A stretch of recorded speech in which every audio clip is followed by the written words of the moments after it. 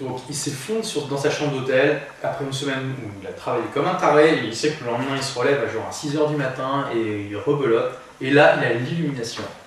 Il se dit mais en fait, il repasse dans sa tête tout ce qu'il fait dans la semaine et il se dit mais en fait la majorité du temps je suis en train d'expliquer à mes salariés des choses qu'ils doivent faire et qui sont dans ma tête. Mais pourquoi je ne mets pas tout simplement ça dans un support écrit qu'ils pourraient consulter à volonté, sans qu'ils aient besoin sans cesse de me contacter. Et c'est ce qu'il a fait, et ça a changé complètement son business du jour au lendemain. Son business, déjà, le revenu a explosé parce qu'il a gagné beaucoup de temps, il a pu se concentrer sur ce qui importait vraiment, et lui, ça a complètement changé sa vie. Et il donne l'exemple au tout début du livre. Il se trouve en vacances quelque part, et il entend un cadre, apparemment c'est un cadre dynamique avec ses collègues, et qui plaisante en disant, il vient juste de rallumer son téléphone après un week-end, et il voit qu'il a genre 150 messages en absence. Et il dit, regardez, j'ai eu 150 messages, bon, ils peuvent pas se passer de moi. Et il dit, on voit que cette personne est fière. Alors ça flatte son ego. Ouais, alors qu'elle devra avoir honte parce que c'est juste qu'elle n'est pas efficace et qu'elle n'a pas mis en place le système qui permet aux gens de se passer de lui. Et donc voilà, il propose tout un système très intéressant avec une constitution d'entreprise. Il fait le parallèle avec les lois d'un pays, donc la constitution de l'entreprise, ensuite l'équivalent de la déclaration des droits de l'homme, et ensuite les lois qui sont les procédures. Parce qu'il dit, dans les procédures, vous ne pourrez jamais tout prévoir. Donc vous devez avoir la constitution qui vous donne l'état d'esprit général que doivent avoir vos employés, c'est-à-dire que s'il y a quelque chose qui n'est pas dans les procédures, eh bien, ils doivent se référer à la constitution. Des valeurs. Voilà, par exemple, on fait passer les clients en priorité, ce genre de choses. Voilà. La déclaration, on va dire, c'est justement les grands principes qui sous-tendent toute l'élaboration des procédures derrière. C'est exactement comme dans un pays, on a la constitution, la déclaration des droits de l'homme et les lois qui vont derrière. Et une loi ne peut pas être inconstitutionnelle, par exemple. Elle ne peut pas contredire les documents qui sont avant. On ne peut pas avoir de loi non plus contre la déclaration des droits de l'homme, ce n'est pas possible. Donc on a ces priorités. Donc c'est très intéressant comme principe. Alors je n'ai pas encore tout appliqué puisque je n'ai pas de constitution encore pour mon entreprise, mais en tout cas j'ai mis en place ces procédures-là et je trouve ça vraiment efficace. Puis voilà, aujourd'hui on peut facilement aussi faire des procédures vidéo, où il suffit d'enregistrer son écran à Camtasia et de montrer, de dire voilà ce que je veux que tu fasses, tu fais ça, ça, ça. Un tutoriel d'une certaine façon. Voilà. Et il suffit juste de faire ce qu'on fait d'habitude et de le filmer. Et la personne, c'est l'équivalent de montrer à quelqu'un sur un ordinateur comme si elle regardait derrière soi, sauf qu'elle peut se le repasser autant de fois qu'elle veut, elle peut mettre pause quand elle veut.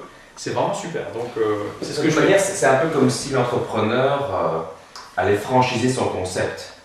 Quand on franchise un concept, on met tout aussi sous forme de procédure, de manuel des opérations. Ben oui. Je donnais cet exemple-là dans ma formation Agir et réussir. Imaginons qu'il y a un garage qui répare des voitures un petit peu rares avec des moteurs spéciaux et qu'il y a un mécanicien qui est dans la boîte depuis 20 ans et qui sait exactement comment, je ne sais rien moi, réparer les moteurs de limousine, etc.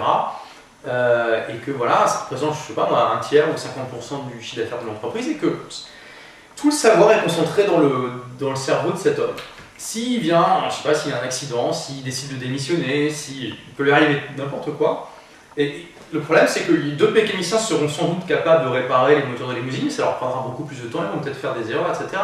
Mais le truc, c'est que tout le savoir qui est dans le cerveau de ce mécanicien pourrait être mis sous forme écrite dans un manuel qui peut-être quand même, qui en tout cas donnerait l'essentiel de ce qu'il sait. Alors ça ne veut pas dire que si derrière un mécanicien qui n'a jamais travaillé là-dessus, il va aller aussi vite que lui, mais ça va lui faire gagner un temps fou, ça va lui éviter beaucoup d'erreurs. S'il décrit par exemple pour chaque pièce du moteur ou chaque type de panne, en tout cas les principales pannes qui peuvent arriver, exactement ce qu'il faut faire et comment lui il fait, derrière il y a juste à suivre les procédures. Et il y a des tas de choses comme ça qui peuvent être décrites parce que tout ce qu'on sait faire dans une entreprise, toutes les compétences qu'il y a, elles existent dans l'esprit des gens et on peut les mettre par écrit.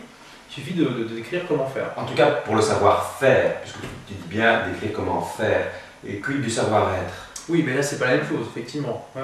Bah oui, le savoir-être. Bon, on peut décrire la philosophie de l'entreprise, dire voilà, il faut se comporter de telle manière avec les clients, on n'accepte pas, par exemple, je sais pas, le client a toujours raison, on peut mettre ça dans la philosophie, mais après, évidemment, ça les personnalités de chacun, ça reste l'inconnu humaine, hein, on peut pas tout prévoir non plus.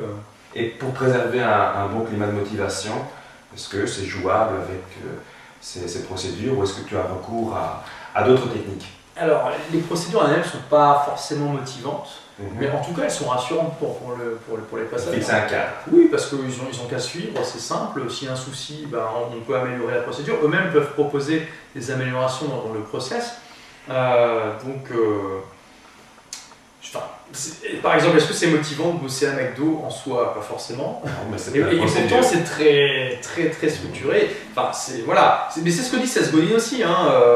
Si vous faites des procédures tout le temps, vous allez avoir des robots qui ne sont pas motivés, qui ne vont pas réfléchir.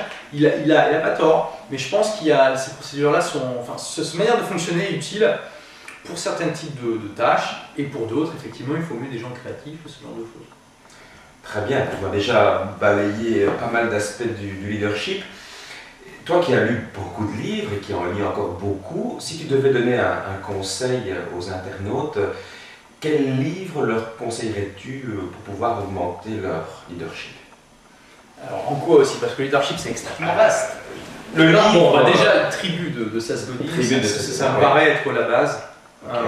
Parce que voilà, il explique très bien cette notion de leadership à l'ère d'Internet et le fait de rassembler les tribus autour de soi.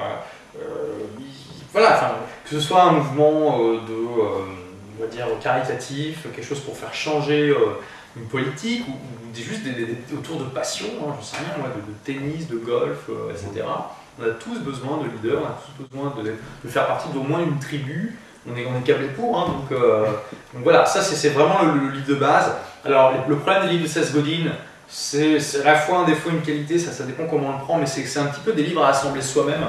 C'est-à-dire que c'est pas vraiment structuré, c'est bourré d'idées, mais ça part un peu dans tous les sens, il y a pas mal de redites, donc ça peut un peu rebuter au premier abord. Et par contre c'est des petits livres, ça se lit rapidement, et en général quand on a terminé, on voit les choses de manière plus claire, ça donne des idées. Et c'est vraiment pas mal. Et c'est vraiment Seth Godin, quelqu'un qui comprend bien tous les changements qu'amène Internet, qui a prédit pas mal de choses et qui donne aussi des sortes de guides pour comment utiliser toute cette puissance qu'Internet nous donne aujourd'hui. Donc Tribu. Je suppose qu'on peut aussi trouver une chronique de Tribu sur des livres pour changer de vie. Vous tapez Tribu dans Google, normalement ça devrait sortir dans les premiers résultats. J'imagine bien. Normalement. Oui, alors il y a Tribu, après dans le leadership, qu'est-ce qu'on pourrait dire? Par exemple, le leadership, plus dans la communication du leader au quotidien avec ses collaborateurs. Est-ce que tu as une référence en tête?